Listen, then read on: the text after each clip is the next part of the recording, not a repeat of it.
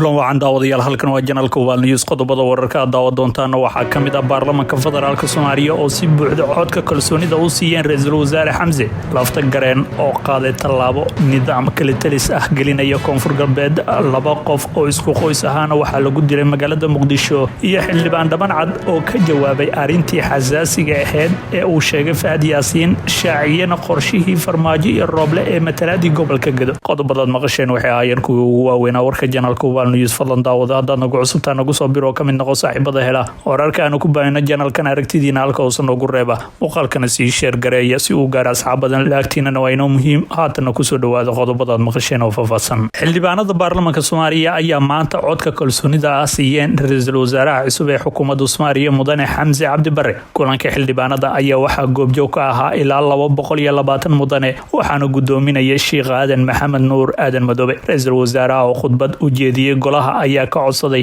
inay kalsoonida siiyaan si uu guda galo howlaha shaqo ee loo igmaday intaasi kadib ayaa waxa loo qaaday codeen gacantaaga waxaana codka kalsoonida siiyay ilaa 220 xildhibaan oo ah dhammaan kooramka xildhibaanada xaadiray ma jirin xildhibaan diiday ama ka aamusay sida uu shaaciyay gudoomiyaha golaha shacabka Sheekh Aadan Madoobe oo ku dhawaaqay natiijada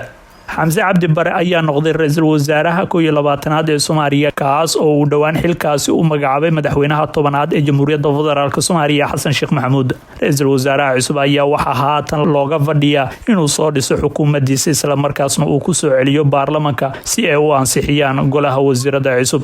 xogaha hoose uu helayo Oval News ayaana tilmaamaya inay diyaarsan yihiin xubnaha loo magacaabayo xilalka wasiirada wasiirka xogeenada iyo wasiiru doolayaasha isla markaasna laga yaabo isla toddobaadkan gudihiisa inuu ku dhawaaqo ra'iisul wasaare Xamse Soomaaliya ayaa waxa ka dhacay isbedel siyaasadeed kadib doorashadii 15 May ee ka dhacday teendhada Afasione ee magaalada Muqdisho geesta kalena lafta gareen waxa uu qaaday tallaabo nidaam kale talisnimo ah gelinaya koonfur galbeed maamulka Cabdicasiis lafta gareen ee koonfur galbeed Soomaaliya ayaa mamnuucay in shirar siyaasadeed lagu qabto deegaanada uu ka arrimiyo wuxuuna maamulkan shaaciyay inay jiraan siyaasiyiin doonaya in ay khalkhal siyaasadeed galiyaan gobolka wasiirka amniga maamulka koonfur galbeed Maxamed Isaaq Cabdi oo shir jaraa'id ku qabtay magaalada Baydhabo ayaa sheegay in cidna aan looga ogolaan doonin falal amniga ka baxsan isagoo shaaciyay in siyaasiyiinta qaar ay ku mashquulsan yihiin khalkhalgelin waa sidoo hadalku dhigay wuxuu sheegay in deegaanada koonfur galbeed ay ka jirto xaalad adag oo abaaruhu ay sababeen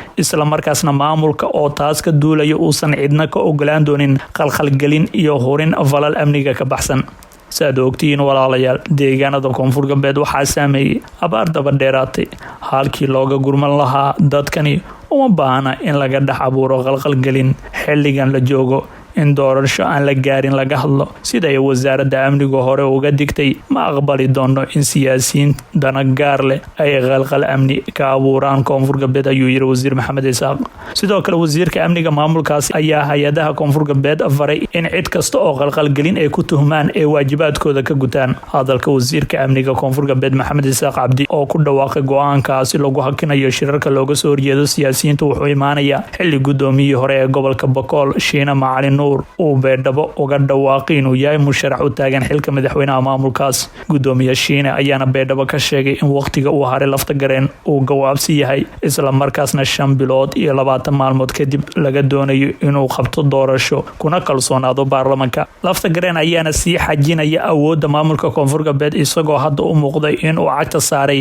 wado kale talisnimo ah oo ay kaga go'an tahay inuu xukunka marnaba ka degin halka dawladda nagala socotaan waa janalka Oval News laba qof oo isku qoys ahaana waxa lagu dilay magaalada Muqdisho baafayna kala duwan ayaa waxa uu ka soo baxaya dil qorsheysan oo ka dhacay qayb kamid ah degmada Dharkiinle ee gobolka Banaadir kaas oo loo geystay laba qof oo isku qoys ahaayeen sida aan xogta ku helnay dilkan ayaa waxa lagu soo waramayaa inuu ka dhacay xaafadda Suuqliif waxaana loo geystay Xuseen Cabbaas iyo Cabdi Cismaan Cali oo kamid ahaayeen dadka deegaanka wararka ayaana sheegay rag kubeesna bastoolado ay toogasho ku dileen marxuumiintan oo hal goob wada fadhiyay kadibna ay goobta iskaga baxsadeen sidoo kale wararka ayaa intaas ku darayeen labada qof ee la dilay ay ahaayeen wiil iyo adeerkiisa sida ay xaqiijiyeen ila wareedyo lagu kalsoonaan karo ciidamo ka tirsan kuwa ammaanka ayaana sidoo kale goobta gaareen kuwaas oo meedka ka soo qaada halkaasi kadibna geeyay xarunta CID-da si baaritaan loogu sameeyo falkaasi sida uu ogaado Oval News marxuumiintan la dilay ayaa shaqadoodu waxa ay ahayd iibinta dhulka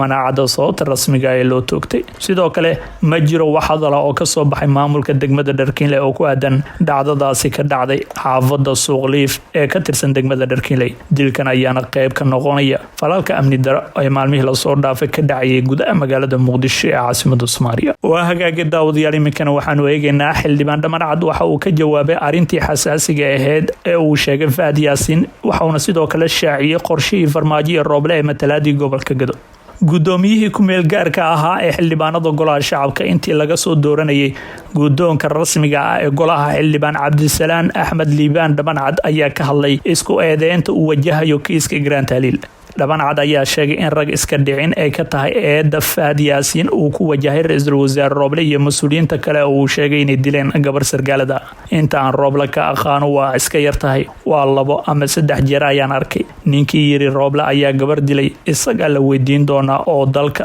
garsoor ayaa ka jira ayuu yiri Dhamaan Cad. Xildhibaankan ayaana sheegay in Rooble uu talo ku lahaa in kursigan la dhaafiyo Fahad Yaasiin, laakiin annaga arintooda nama qusayso oo Rooble wuxuu ahaa inaan musharax ahayn oo dadaalay oo leh wixii la ii diray hala dhamaystiro ayuu hadalkiisa ku daray. Wuxuu sheegay in ka Dhamaan Cad ahaan uusan garanaynin sabab Rooble ku kalifi karto inuu gabar dilo. Warkaasina wuxuu ila muuqdaa buu yiri war la iska yiri ee warbaahinta haddaba gasho oo weydiiya ninkii yiri Rooble wuxuu dilay gabar sargaalada oo nisa ka tirsan. Qofkii yiri waa la weydiin doonaa maalin ama Rooble ayaa ka dacwoon kara oo maxkamad tagaya qof wax uusan ahayn lagu sheegay khatarteeda ay leedahay ayuu yiri xildhibaan Cabdisalaan Dhamaan Cad. Isagoo wareysi gaar ah bixinaya xildhibaan Cabdisalaan Dhamaan Cad waxa uu ka hadlay sida ay ula muuqato isku tuurtuurka uu galay kiiska Grand Tahliil, isagoona carabka ku adkeeyay in lama huraan ay tahay in kiiskan uu maxkamadeyn sax ah helo. Raggiisa madaxda ka ahaa xilligaasi hadda baarlamaanka ayay soo galeen oo waan arkay. Marka dadkan waa in maxkamad lagu kala saaro. dalkan haddee ka suuragali weyso adduunka ayaa lala aadi karaa ayuu yiri xildhibaan Cabdisalaan Dhamaan Cad. Dhinaca kale xildhibaan Cabdisalaan Axmed Liibaan Dhamaan Cad oo ahaa gudoomiyihii ku meel gaarka ahaa ee xildhibaanada golaha shacabka intii laga soo dooranayo gudoonka rasmiga ah ee golaha ayaa bixiyay wareysi uu kaga hadlay arrimo dhowr ah. Cabdisalaan Dhamaan Cad oo xilkan ku mutaystay inuu yahay shakhsiga ugu daada weyn xildhibaanada golaha shacabka ayaa shaaciyay caqabado badan oo looga digay intii ay socotay doorashada iyo cidda uu dhageystay. ugu horeyn Dhamaan Cad oo waay joog ah wax badanna ku soo dhex jiray siyaasadda Soomaaliya ayaa sheegay in doorashooyinka Soomaaliya aysan weligeed ka bixin gacan bidixeen, isagoona tusaale u soo qaatay dilkii madaxweyne Cabdirashiid Cali Sharmaake oo la tuumayo in doorashadiisa uu salka ku hayo. Xildhibaan Cabdisalaan Dhamaan Cad ayaana sheegay in madaxweynihii iyo ra'iisul wasaarihii hore ee dalka Farmaajo Rooble ay ku garab istaageen in doorashada la dedejiyo maadaama ay muddo soo jiitamaysay. Ra'iisul wasaaruhu waa ka dhabeeyay daadajintii doorashada ee aan ku balannay, laakiin sida aan ka gartay madaxweynuhu waxa uu ka biyo diiday arrinta Gedo. Anigu maalintii la tagay teendhada waxaan yiri matalaadii dadka reer Gedo ha la keeno. Sidoo kale madaxweynaha waan u sheegay in Gedo la tagi waayay isla markaasna aan raadin doono hab kale oo dadka reer Gedo ay matalaad ku helaan ayuu yiri Dhamaan Cad. Wuxuuna sheegay in isaga iyo madaxweynuhu aysan go'aan ku lahayn arrintan kuraasta Gedo, balse Jubbaland iyo ra'iisul wasaaraha ay go'aansadeen in doorashadii kuraasta Gedo lagu qabto Ceelwaaq. Anigu arrintaasi waxaan u arkay xal sababtoo ah balad weyn markii amnigu faraha ka baxay labadii kursi ugu dambeysay waa tii la geeyay Jowhar ayuu yiri.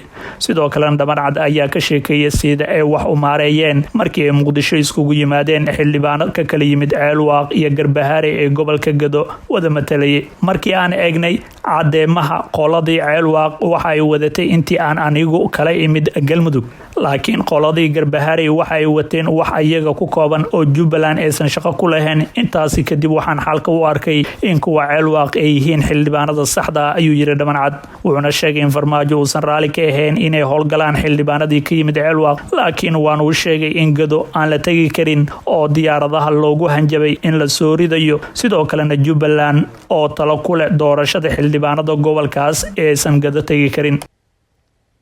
guud ahaan daawadayaal wanageynta warkii oo aad kala socoteen channelka Oval News fadlan daawada hadda nagu cusubtaan nagu soo biro kamid noqo saaxiibada hela wararkan ku baahina channelkan aragtidiina halkaas noogu reeba muuqaalkana si share gareeya laagtiina waa inoo muhiim waana ku maasantiin daawashadii la socodka warka channelka Oval News.